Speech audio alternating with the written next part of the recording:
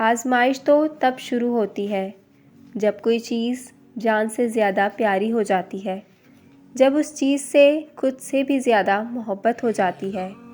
پھر اللہ اس محبت کا امتحان لیتا ہے کہ آخر اس چیز کے لیے تم کتنا صبر کر پاتے ہو، کس جنون کی حد تک پہنچ پاتے ہو، اور سب سے بڑھ کر یہ کہ کیا تم اللہ کی رضا میں راضی رہ پاتے ہو۔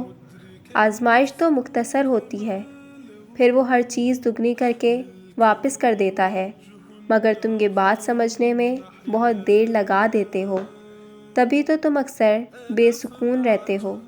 امتحان تو تب ہی ختم ہوتا ہے جب تم آگے بڑھنا سیکھ جاتے ہو، جب تم آزمائش سے گزر کر اللہ کی رضا میں راضی رہنا سیکھ لیتے ہو، تب اللہ تمہاری بھی چاہت مکمل کرنے کے لیے راضی ہو جاتا ہے۔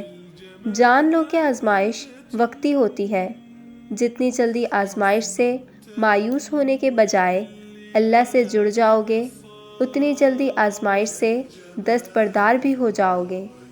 آپ صلی اللہ علیہ وآلہ وسلم نے فرمایا، اللہ تعالیٰ فرماتا ہے کہ میرے اس مومن بندے کا جس کی میں کوئی عزیز چیز دنیا سے اٹھا لوں اور وہ اس پر ثواب کی نیت سے صبر کرے تو اس کا بدلہ میرے یہاں جنت کے سوا اور کچھ نہیں۔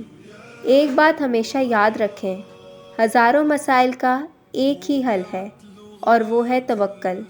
جہاں توکل ہو وہاں شکوے نہیں ہوتے، جہاں توکل ہو وہاں دل کبھی بے سکون نہیں ہوتا۔ اگر پھر بھی لگتا ہے کہ ہمت باقی نہیں، تو جان لو کہ وقت آزمائش اب ختم ہونے کو ہے۔